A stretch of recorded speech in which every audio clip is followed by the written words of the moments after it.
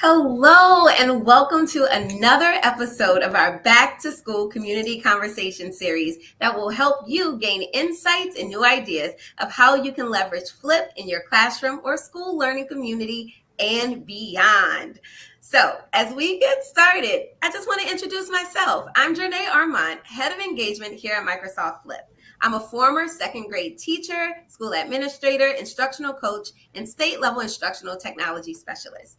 And I am super excited to welcome phenomenal guests to discuss the power of connecting classrooms and cultures with Flip. So if you don't mind, take a moment, hop into the chat, share where you are tuning in from, and even give a shout out to your district. In a moment, we will meet Jaritza Vijalba and Lauren Fleming. They are two experts in the area of connecting classrooms in meaningful ways. So get ready to be inspired and learn how you can foster a connected classroom. Join in the conversation by using the chat to engage live. We would also love for you to share your learning on social. So please be sure to tag us at Microsoft Flip. All right, we want to keep this conversation going. So let's get started. Let's meet our awesome guests first. First up, Jaritza. Hello and welcome. Hi, thanks for having me. I'm super excited to be here today, Janae. Yes, please tell the audience a little bit about you and something that brings you joy. My name is Jaritza Vijalba. I'm a former educator. I taught 9th through 12th grade for 12 years. Then I became an assistant principal of Expeditionary Learning School in New York. And now I work with Flip as an educator innovation lead, and I'm also an educational consultant. What brings me joy is that moment when you're teaching something new to a student and they're like, Miss, I don't want to do this, or I don't understand, or I just don't get it. And then by the end of the class, they finally get it. And just that smile that just illuminates the room, that's what brings me joy, whether if it's a student or an educator. Oh, yeah, that moment makes it all worth it. And Jaritza, it's been a joy to just watch your evolution as an educator using Flip in your classroom to support culturally sustaining practices to leading experiences of connecting classrooms around the world with over 2,600 students, I believe, representing 6 continents and 65 countries. That is a phenomenal feat in itself. So it is so evident that this is a passion and drive for you. And I am so happy that you're here today to really ignite that fire in everyone else that's watching. Well, thank you for having me. I'm super excited about today's conversation to just share, explore, and learn. Awesome. So next up, we have Lauren Fleming. Hello, Lauren. Hello. Thank you for having me. Yes, I'm so glad you're here today. So please tell us about yourself and something that brings you joy. Yeah. So my name is Lauren. I'm the educator community manager at Empatico. I'm also a former educator. I taught English as a foreign language, and then I taught literacy. And then I've been supporting educators in different capacities since then, since leaving the classroom. And I think one thing that brings me joy is that moment when you see that a student really connects with whatever it is that they're learning, where they feel seen, they feel represented. You know, there's like a click often, and you can see it, you can feel it, and it is just so powerful. And that moment brings me joy. Oh, yes. We want our students to always feel seen and heard. And Lauren, you've been an inspiration to me. And I love that we've had the pleasure of our two organizations, Flip and Empatico, being partners for almost the last 5 years, bringing free transformational experiences to educators around the world. And we've also worked together to also bring really good conversations and experiences to our educator community.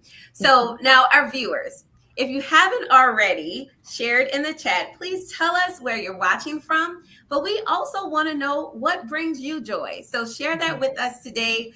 We are all about bringing joy to each other's lives. So we're going to get this conversation started, okay? Now, the first thing that we want to be able to do is set the groundwork. We know global collaboration is one of those terms that we hear often, and it's even one of our ISTE standards. So let's start off by defining global collaboration. And why do you feel like it's an important or really essential component of 21st century learning? So Jaritza, can you start off by sharing from your educator perspective? Of course. Jornay, when I think of the term global collaboration and its relationship to 21st century, there's three things that automatically come to mind. The effective use and access to digital tools, critical thinking skills, and problem solving skills. With respect to ISTE standards, if I was a student, that just means being able to use and have access to digital tools that helps me and assists me in connecting and engaging with diverse students of cultural backgrounds and languages. From an educator standpoint, that means me being able to successfully introduce students to the idea of what global collaboration is, but most importantly, being a culturally responsive educator, being able to demonstrate my cultural competency when I'm interacting, teaching, or even learning with just students, families, and my peers. That's incredible. And from your comment, we can see how much it is important that this is a part of every student's school experiences. So, Lauren, I'm curious, what about from an organizational perspective? Why is it so important? Yeah, no, I think I'm actually going to go off of one thing that Yaditza mentioned there, this idea of being role models, as educators being role models for those skills for students, and same with organizations as well. We are all here learning these new skills together. And I think it's important for us to role model what that looks like, to have some trial and error as we're learning these new skills, what it looks like when we grasp those new skills and how we celebrate those when we learn something new. From that organizational perspective, we can really work together with our educators to think about how can we set an example for our students as we move into all these new skills that the 21st century brings. And I think another idea, one thing that stands out to me with this idea of global collaboration, that idea of working together, I think it also incorporates this idea of learning how to listen and learning how to speak and communicate with those that we're speaking with, and take that time to take a step back and listen when we need to, like really learn in those instances, when is my time to listen and how can I best support who I'm listening to as well. It's really interesting that you brought that up too, because we have our friend Monica in the chat. And I think what she says centers around that support, right? Not only for us being models as educators, but how can we support each other in this? So Monica's giving both of you a shout out for being such an incredible support to just helping others to connect their classrooms globally. So, when I started teaching, and y'all, it's been 20 years. I started in 2003.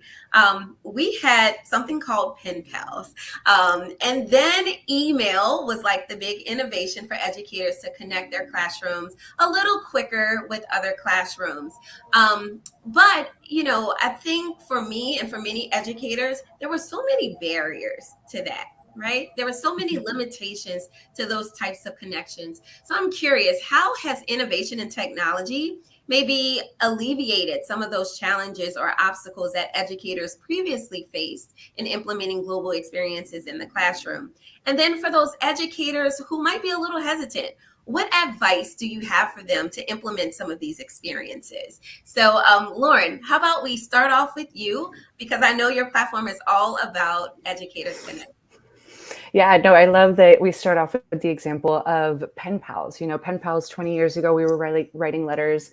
And for those of us here that are not familiar with Empatico, we are essentially like an online pen pal system. We connect classrooms all over the world. And with technology, that the advancements in technology have really allowed us to break down those barriers, to allow students and educators to connect with those, whether they be in another part of their city, whether they be in another part of their country, whether they be in another country, in another part of the world. Empatico really allows for that space to make those connections with those that you might not necessarily be able to connect with immediately in your immediate vicinity. And that being said, it is a little nerve-wracking sometimes when you're testing out a new piece of technology. In this space, when we're talking about connecting with other classrooms, you're having to put yourself out there. You're making an introduction to another person, to another group of students. And I think one big piece of advice that I could give is just to be kind to yourself. We talked about being role models for our students. This is one of those skills that we really want to implement, being kind to ourselves, not being too hard on ourselves. Same with our students, not being too hard on themselves. So that's my piece of advice. Be kind to yourself. Maybe go slowly, see something that interests you, that piques your interest within the realm of technology innovation, and run with that. Like, what is it that interests you, and how can you explore it further? How can you learn more? And then also utilize your community around you. We all have different strengths. We all have different knowledge bases. Utilize those around you that maybe are more comfortable with one tool than you are, and ask them for help. Say, hey, I am starting off with this. It's brand new to me. Can I get some help here? And again, that's a great way for us to role model those skills of being kind to ourselves, extending empathy to ourselves, to our students. That's awesome advice. And I know, Jadisa, I've seen her evolution. So, really curious, how has that innovation in technology for you helped, get to the point where you are connecting so many classrooms globally? Whenever I try or even think of the idea of connecting classrooms or educators globally, the first thing I have to think about is equity and access. Is what I'm creating going to be accessible to students in every part of the world, even if they're only using a cell phone? And the advancement of technology supports that, right? The idea that if you have classes in Africa who are only using cell phones, we can use specific platforms like Flip in order to connect them to other students around the world. And I know that before, with the use of pen pals, that was difficult, right? Knowing exactly when you will receive those messages, whether they were via written mail or email. When will you receive it? How are we going to translate in a way where it's the right terminology that's being used and not that the words are all jumbled up? So I would say that the advancement in technology has helped in making sure that folks have more access to these experiences. But also, with the use of technology, we can still educate ourselves on the various cultures before opening it up to our classrooms, right? So just being able to educate ourselves on what things may be different in places like Colombia or Jamaica as opposed to the United States. The advice that I would give to someone who's just starting out is, before you can embrace someone else's culture or diversity, you have to get to know yourself. And it's more leaning and piggybacking off of what Lauren said, and it's also one of the social and emotional strategies and competencies. It's, you have to be self-aware. So before I get started on exploring the tons of phenomenal cultures that exist, I want to know who I am. That way I also know what I'm bringing to the table. Wow. So profound. It starts with self. I love that. And, once again, once we spend time with ourselves, I think too, we become a little bit more empathetic when we do have that interaction with someone else. So thank you so much for sharing those tips with our audience today. Once again, everyone, please connect. I know you're getting so many nuggets that you can take back to your classroom. So here's those social handles once again. We're going to transition into another question. I've seen educators connect their classrooms for projects to meet standards, including learning about maybe various climates around the world, or maybe creating challenges to learn about other countries.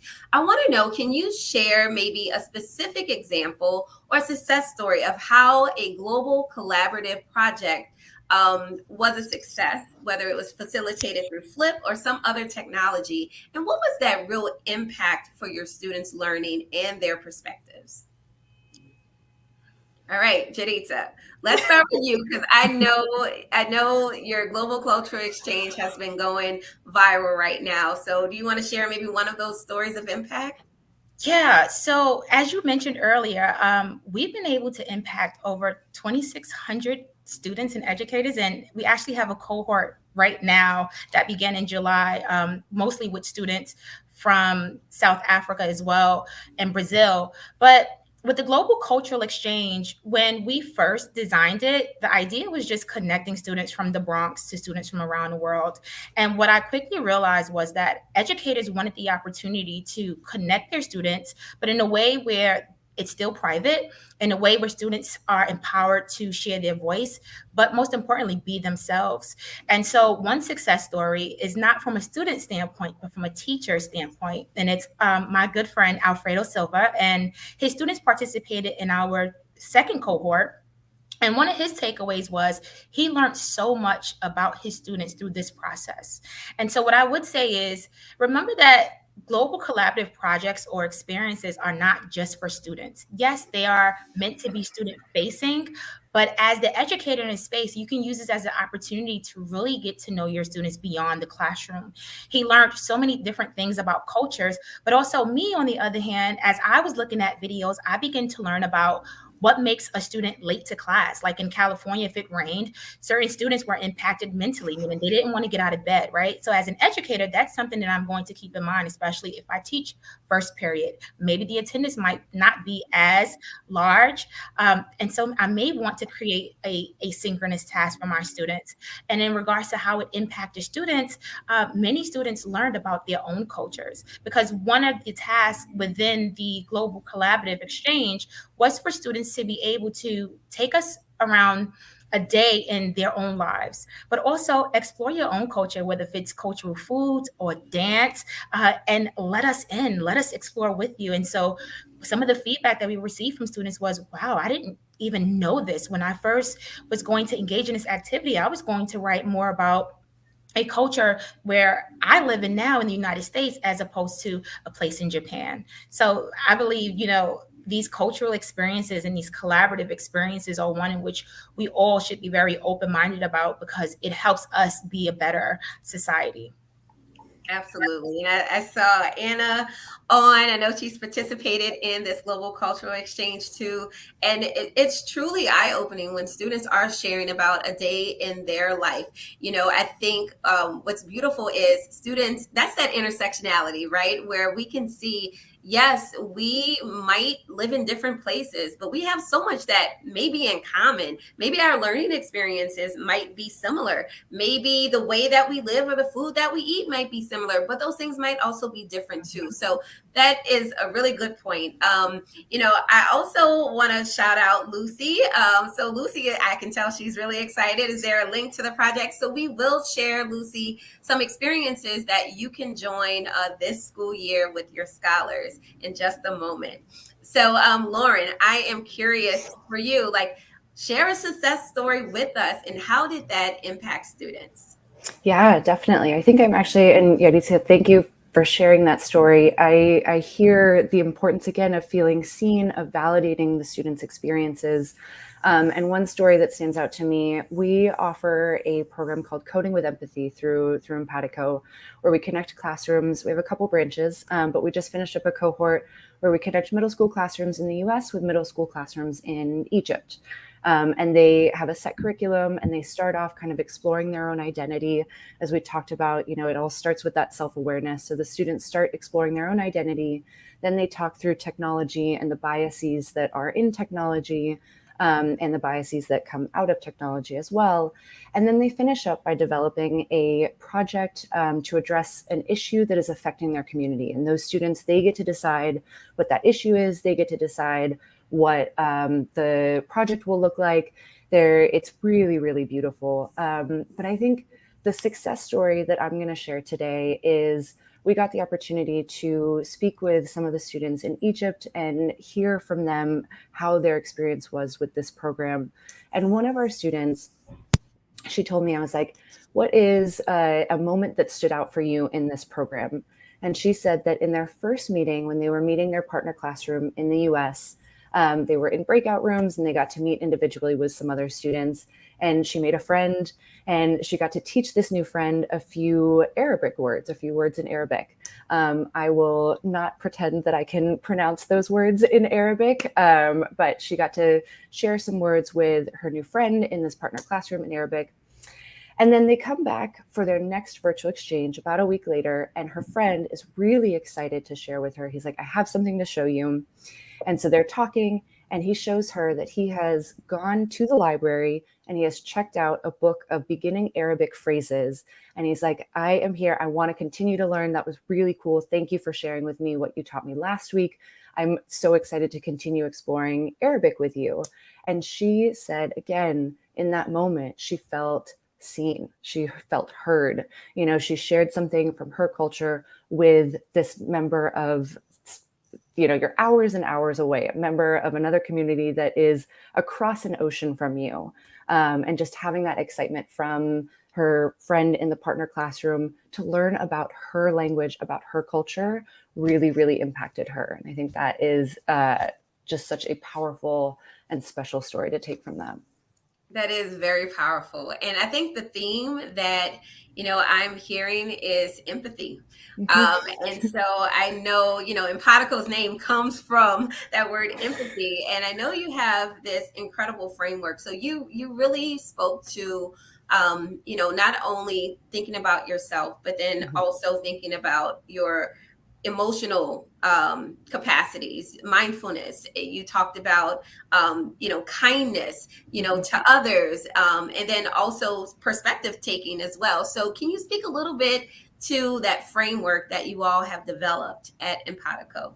Yes, I can, like I said, I can geek out about this for the next 10 minutes, but I will not do that for us. We'll But, pull it up on the screen right now. So let's get that up there. And then just start playing the music when you need me to stop talking. So at Empatico, we have developed the empathy framework. When we think about this word empathy, empathy is so large, and we all have a slightly different definition of what empathy is. It's also difficult to measure what empathy is. And so what we've done is we've taken that and broken it down into the empathy framework, which breaks empathy down into 9 empathy building skills. You'll see here up on the screen that it's broken down into 3 categories of emotional empathy, behavioral empathy, and cognitive empathy. And within each of those categories, we have the different levels that we experience those at. So you'll see, I'm pointing at my screen, but you can't see me doing this. There's that E in the middle, and just outside of that E is the first ring. Those are the skills that we're asking students, asking ourselves to develop when working with yourself. Essentially, these are the skills that are important to develop. So you'll see mindfulness there is listed as the emotional empathy skill to develop when working with yourself. Self-care is the behavioral empathy skill, and then self-awareness, which we've already spoken about a couple times here today. Then as you move into the next ring outside of that, they're the skills to develop when working with others. We've got emotion recognition in there, kindness, as well as perspective taking. And then in that outer ring, they're the skills to develop when working with the world. And that can mean with those in other communities outside of your direct community, but it can also mean when we're working actually with the planet. We talk about 21st century collaboration. It's impossible to have that conversation without talking about how we're working with the planet as well. And so this is our empathy framework. Embedded in all of our activities are these skills and ways to develop these skills in your classroom. Either if you've got 5 minutes, we've got activities that you can do to develop these skills in those first 5 minutes of class. If you've got a whole entire class where you're like, I want to really work on, let me pick one out, kindness and collaboration with my class for the next hour. We've got activities for you there as well on our platform. But we're really all about developing these 9 empathy building skills as we work towards making this a more empathetic world in general. That's incredible. Wow, what a phenomenal framework just to frame your lessons as you move forward this school year. And really it could be applied to any lesson, right? And so this really transitions into this next question. I think both of you already kind of answered some of that a little earlier in your questions, in your responses, but we know that connection goes beyond the content, and these connections can have lasting impacts on our students' views towards others and the world, right? Creating more beautiful human beings in our world. So what are some ways that maybe you've used Flip or Empatico or both to promote those cultural exchanges beyond that project collaboration? I know, it is one of those things as an educator that, yes, we have to get through our content, but why is it so important that students really focus on that cultural aspect of learning? Should I go? Go ahead. I'm a huge fan of backward design, right? The idea of what is it that you want students to take away before you even think about what are the assessments, what's the actual project going to look like, what's the questions, what is the takeaway? And usually with cultural exchanges, the takeaway is always empathy. It's always about bringing awareness and an open-mindedness feel, but also critical thinking skills. How am I best preparing students for the world at large, regardless of what country they're in? So, in regards to Flip, I think about the power of immersive reader.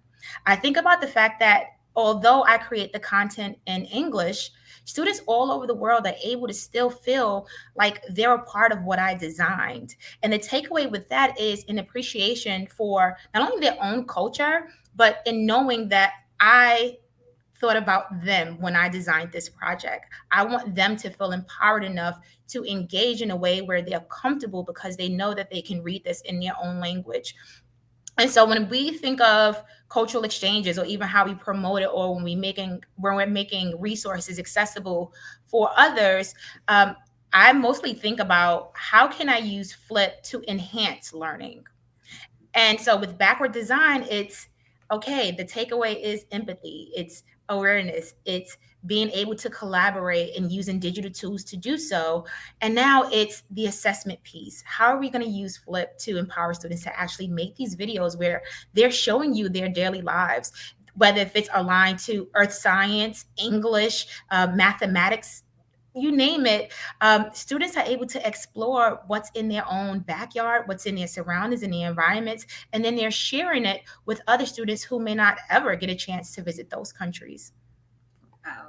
And I know you not only have implemented these things, but you're also supporting educators in that process. And so I know we had in the chat, some people wanted to know about some resources, and Jaditza has actually created topics right inside of Flip that you can also find in our Global Connections collection. And I'll show you how to find that inside of Flip. But here's a quick link if you want to get started right now looking at some of those resources that are available. Here you go. And we'll also have someone post it inside of the chat. All right, Lauren, share with us, is there another way that, you can maybe share why it's so important to promote those cultural exchanges beyond just a collaborative project? Yeah, definitely. I think what I often see with Empatico and with a lot of our educators, they get on, they're super, super excited to start having these virtual exchanges, have their students learn from other students, have other students learn from their students, which is always, always incredible to see. But I think one area with innovation that I have just really enjoyed following our educators as they go in that direction is when they prepare their students to learn together. So we've seen educators in one classroom in Alabama with another classroom in California, they go and tour a museum together. Or maybe we've seen an educator in Canada connect with another educator in Mexico, and they have a guest speaker come and speak with their students together. Or we've seen plenty of other educators have have an invited guest come and read to their students, read to the two classrooms together. They get to enjoy that, whatever the read aloud topic is, they get to explore the reflection questions together. And I think that's another powerful use of all these different tools that provide space for cultural exchanges, is thinking about how can our students, how can our educators, how can we all as organizations too learn together and move forward together. Oh, yes, absolutely. How can we do this together? I love that word because that is transitioning to our very next question. How can educators really get started? I know there's so many people just ready from the information that you shared, all the goodness. So how can people really get started with global collaboration? Lauren, can you maybe explain the process of how an educator who might be looking for another educator to connect with can use Empatico to be able to do so? Yeah, definitely. So you will go to edu.empatico.org. And there you'll click the sign up button and you'll create your free educator account. Thank you, Jordan. As you mentioned at the beginning, Empatico is a free tool for educators. We want to make sure that there is no barrier there for educators to enter. When you're creating that account, the platform will ask you some questions about the students that you're working with, the ages of the students, the size of the students that you're working with, the group of students that you're working with, the location and time zone. Since we are talking about, virtual exchanges, it is really important to have availability and time zones listed there in your profile. And then there will also be a section that asks about your students' interests. Are they interested in learning languages? Are they interested in exploring art? Are they interested in social emotional learning? So you'll be able to fill out your student interest there in your educator profile, and then you'll fill out a short about me bio saying, hey, my name is Lauren. I'm working with students from ages 10 to 13. And then you kind of give a little bit more information in there in the about me. And then immediately you get started right away. It puts you there into the community space in our platform where you can start exploring the other classrooms all over the world. We give suggestions to you when you first sign up, and anytime that you log into the platform, we give recommended classes for you to connect with. But then also there's a search function. So if you're looking for, let's say, your class, you're working on a project about music and you want to connect with a classroom in another country so that you all can discuss the different types of music in your two countries, then you can search by specific country. Say you want to work with somebody in Japan. You can search by Japan, and then the educators on our platform that are in Japan will pop up there. Then you'll click send a request to connect with those educators, wait for them to accept it. And then once they've accepted it, then you'll begin messaging on the platform and you can set up your first virtual exchange and get your students excited for it. Yes, and that's the part that I love. Get ready for that first exchange. And, the power of Flip being an asynchronous platform allows those exchanges to happen more often than not. Because if you're not in a time zone where it works for both, it becomes a challenge, right? And so, Narita, you've made it super easy for educators on Flip to be able to participate in some of these global cultural exchanges. So can you please share your upcoming project that you have for our educator community? Yes. This is like super exciting because this project means so much to me and everyone around the world. It focuses on Sustainable Development Goal number 13, climate action. So this September, we're going to begin our Global Climate Action Exchange. And so far, we have educators from Scotland, India, Mexico, Pakistan, Bahrain, Canada, Hawaii, Vietnam, Saudi Arabia, Poland, Israel, Panama, and many more who have already signed up to engage their classes in this global exchange where students are going to be able to create a call to action that aligns to where they are in the world, right? And what's so meaningful about this is not only are we introducing students to what sustainable development goals are, but we get to see students' takeaway, right? We're asking them, what is this? What are the SDGs? What does it mean to you? How does this align with where you are in the world? And what would you like to see change to make a better future? And so I'm so excited for this upcoming Climate Action Exchange. And if you want to participate, there's the link, aka.ms/climate action. And all of the tools and resources are already made for you. All you're literally doing is having your students sign on, and all the activities are already there for you. And guess what? It's free. Hey, we love free and we love support. And so now you have two free opportunities and the support in a community of educators there for you. So I want to know, do you all have any last words for our audience that's tuning in today? Yeah. I know some of you may be hesitant because you're thinking about privacy. You're thinking about, if I have students exchange through the use of videos, will these videos end up somewhere else? And I remember sharing 2 months ago with an educator that I've never moderated any of the flip groups. And I think a lot of that has to do with students being able to take ownership of what is it that you're asking them to do. We've had over 2,600 students engage. I've had groups of 1,200 students within one flip group engage, and they're just happy to see each other and to learn from each other. So what I would say is, even if you're hesitant, think about what the impact is. Think about how your students are going to be exposed to so many different cultures and languages beyond what they've read in textbooks or beyond what they see on the World Wide Web. Give them that opportunity to actually embrace other cultures. And I will go off of that, just kind of giving that feeling of nervousness. We all know that feeling when something is new and you're like, I don't know where this is going to go. I don't know what I'm going to do. I don't know what could go wrong. Like your mind goes wild. And I think this idea of just remembering to give yourself that grace, be kind to yourself, remembering that that's a teaching moment for our students as well, and that we're all in this together. We're all learning these new technologies together as they advance. And so remember to reach out to those in your community too for support. I love that. So many great tips between the both of you. The comments are going bananas.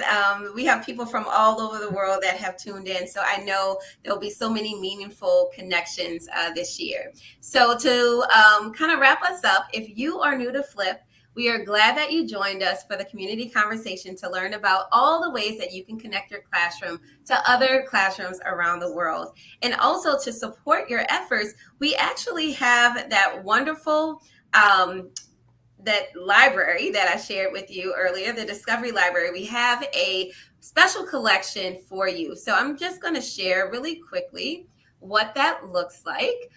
So hopefully everyone can see my screen right now. Once you log into Flip, and I'm not really seeing the screen up at the moment, but we'll get that up for you in just a second. Once you log into Flip, you will then go to Discovery. And Hey, Jordan, I'm sorry. I'm not seeing the screen share if you want to start that. Let's see. Can everyone see that now? Yes. Awesome. All right. So we have logged into Flip. We just went to our profile and clicked on Discovery. And you'll see right inside of here that we have this beautiful featured collection called Global Celebrations and Connections, readily available for you. Okay, so this is one great place that you can find all of those topics that Jadita Vijalba has created, as well as so many others from educators and our partners all around the world. So you don't have to be alone in this. We are 100% here for you. In addition to that, we know that educators not only are looking for that content to use in their classroom, such as Discovery Library, but also experiences. So in addition, we have some live global events for your students to also participate in. And so once again, I am going to hopefully successfully this time just kind of share the screen and let you see how we can access these events. So if you go to info.flip.com, you'll be able to see at the very top of that screen that there's an events button. And if you click on Flip Events, you see that we have two incredible events coming up. One, the 9/11 Day, where we're going to be talking about the power of good deeds. And then also we will be celebrating the 20th year of International Dot Day with author Peter Reynolds and his twin brother, Paul. And it's all about creating your mark on the world. So we hope that you and your students will be able to join us in those conversations. We have multiple conversations going on, and you can access all of those resources right on our website at info.flip.com, and just navigate to that events tab. Now, what's really neat is that our team has even created a lesson plan for you for these events. So you can get that free lesson plan at aka.ms/events lesson plan. So, I mean, who doesn't like free events and free resources, right? We're all about free here.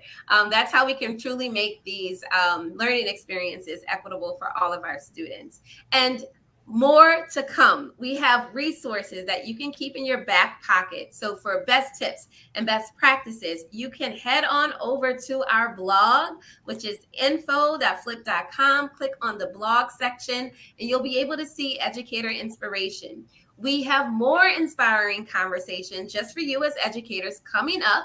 So next week, we're going to be talking about social and emotional learning. And the following week, we'll talk about how you can maximize Flip for the Google Classroom. Last week, we talked about maximizing Flip for the Microsoft Classroom. So in order to access those, all you need to do is head on over to aka.ms/Flip events to check out that calendar. And finally, you know that the learning never stops. So to continue learning and also connect with our community, we would love for you to join a special group created just for you called Think It flip it. All right. Because if you can think it, you can flip it. So if you have questions for today, or if you have a beautiful idea that you want to share with our learning community, you can head on over to this group and connect with educators around the world. So that is it for today. I'm your host, Jornay Armand, and on behalf of Flip and our amazing guests, Jedisa Vijalba and Lauren Fleming from Empatico, thank you so much for spending your time with us, and we'll see you all next time.